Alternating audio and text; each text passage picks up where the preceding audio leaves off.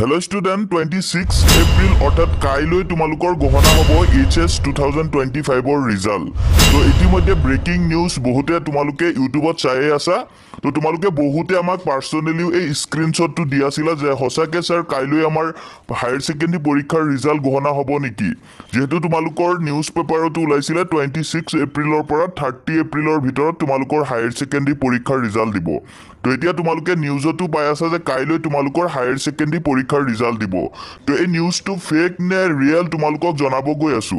তো ছাত্ৰ-ছাত্ৰীসকল তোমালোকে তাৰ আগতে আমাৰ চেনেলত যদি আজি নতুন আহিছা তেন্তে আমাৰ চেনেলটো সাবস্ক্ৰাইব কৰি ৰাখিবা যাতে তোমালোকে সঠিক সময়ত সঠিক আপডেট তোমালোকে পাই থাকা।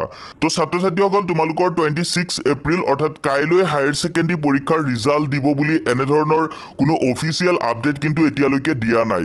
আৰু তোমালোকে যদি শিক্ষামন্ত্ৰী বা মুখ্যমন্ত্ৰীৰ যোনটো অফিচিয়েল টুইট আছে তাতো গৈ যদি তোমালোকে চোৱা এনে ধৰণৰ কোনো আপডেট এতিয়ালৈকে তেওঁলোকে দিয়া নাই। তো তোমালোকৰ যদি হসাকে কাইলৈ HS পৰীক্ষাৰ ৰিজাল্ট গহনা হয় তেন্তে কিন্তু তোমালোকৰ মুখ্যমন্ত্ৰী নহলে শিক্ষামন্ত্ৰীয়ে টুইট যোগে তোমালোকক জনাই দিব আজি ৰাতিৰ ভিতৰতে। তো তোমালোকক জনাই দিব, তোমালোকে চিন্তা কৰিব নালাগে।